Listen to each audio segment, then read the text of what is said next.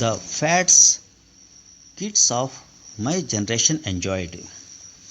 Written by Sri N. J. Ravichandar. During my school days in the 1960s, I would often accompany my father, Sri M. N.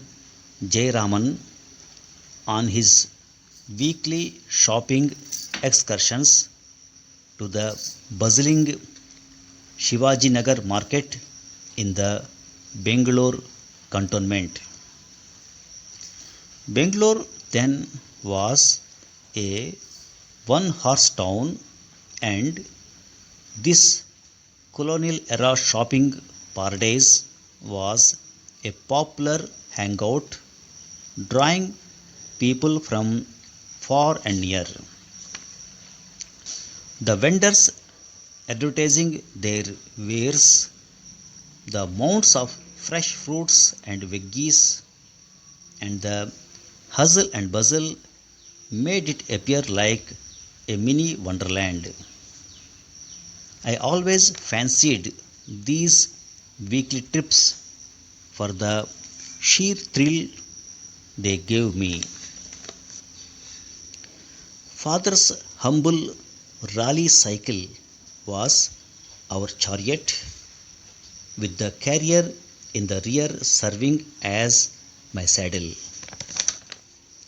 So, armed with a few colorful cloth bags, hand stitched by my parents out of discarded trousers, we would wheel down to the market, navigating through the leafy avenues of Frasertown en route.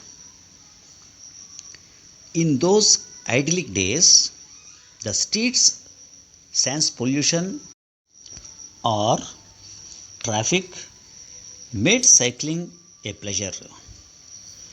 Motorized transport was scarce and often unreliable, but buses ferried passengers from Frasertown, where we lived, to the marketplace with stops at Excelsior Bakery and Russell Market.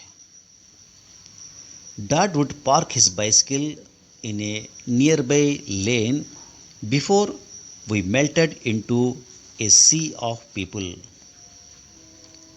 Hawkers peddled their stuff on the narrow, crowded bylanes, making one jostle and sway around. Mouth watering dishes were always a hit at the nearby Taj Hotel. But it was the balloon seller that kids sought out and forced their parents to buy the rubber toy. The magical sights, sounds, and smells of the marketplace would have me enthralled. The hawkers were eager to make a sale, but my father would haggle the price down. Scores of other shoppers also adopted a similar ploy to get a proper bargain. Father had an eye for quality, something he never compromised on, and he handpicked and double checked every commodity he bought. Since most merchants were familiar faces, Dad always got good value for his money. He seldom ventured into the famous Russell Market nearby, as he felt that the prices there were prohibitive. Instead, Dad revelled in chatting, joking, and making friends among the roadside vendors. He had his favorites among them and greeted each one by name. This ploy enabled him to strike the right chord. There was also the Gurji, the Bengaluru version of the Chor Bazaar, which peddled second hand goods, and he would often go here too, looking for tools, mend a worn out lock, or fix a kerosene stove. A shopping list dictated by my mother Padma Kumari always accompanied Papa on his errands, and the items bought were housed in separate pouches. Heavier bags adorned the handlebars, while I held on to the lighter loads on the carrier where I parked myself. Dad had a penchant for chit chatting. We would round off the market expedition by gorging on snacks at the Excelsior Bakery on Seppings Road.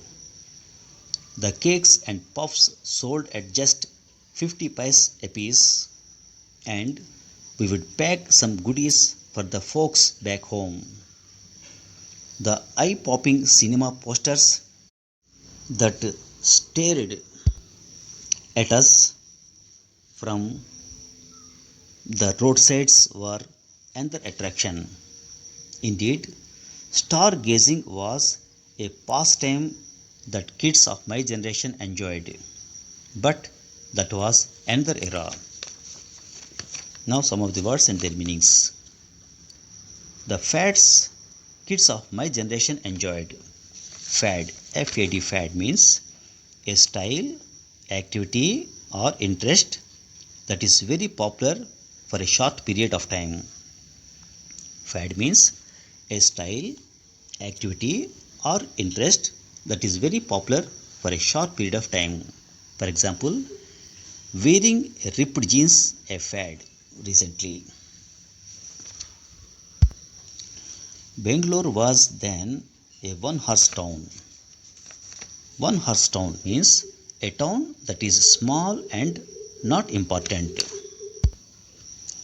The magical sights, sounds, and smells of the marketplace would have me enthralled. ENTHRALL.